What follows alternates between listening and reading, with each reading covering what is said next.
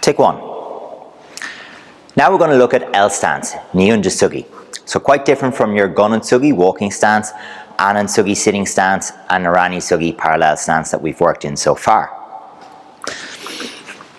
The first thing to look at is our weight is not 50-50. I have 70% of my weight here in the back leg, only 30% in the front leg. There's 1.5 shoulder width from the back edge of my foot here to the front toes. I have my front leg very, very slightly bent, but the back leg is taking most of the weight, so it really does bend quite a bit more. In this stance, I will always be half facing. No matter what the technique, my shoulders will never be side facing or full facing, always half facing. When we look at it from the front, there are 2.5 centimeters between my front heel and my back heel. Small amount, but it means the stance has a little bit of width and helps with balance. My front toes are turned in very slightly, 15 degrees, and so are my back toes. And what that means is I'm always able to grip and squeeze, and that makes my stance stable. I would always say practice turning your hip into the stance, okay, to find a good comfortable position. You should never just drop down flat into the stance. There should be the ability to turn the hip a little bit as you drop. The first technique we're going to practice in this stance is our inner forearm middle block and palmuk kayonde maki. So let's have a look at a few.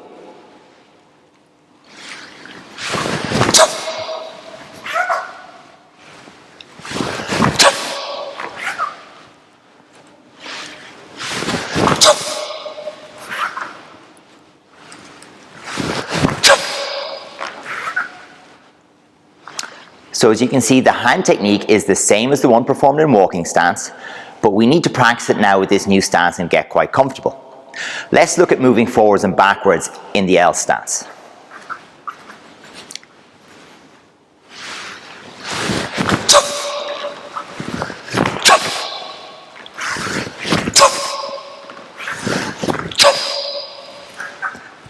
So it's a little different, although it follows the same principles as the walking stance.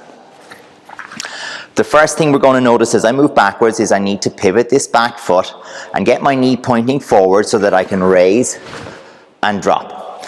Much simpler then to move the body. As I go forward, it's really quite easy, softening the front knee as I go. I have to raise and pivot the back foot, so this is now going to be my back foot, before dropping into my next technique. So that explains how we move forwards and backwards in this stance, and it takes a little practice.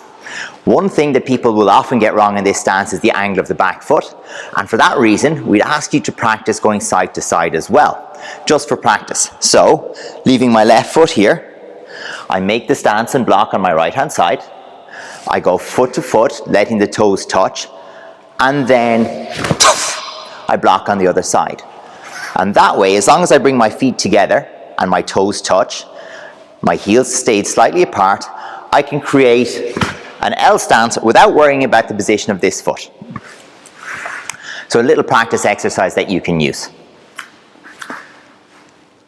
Take one.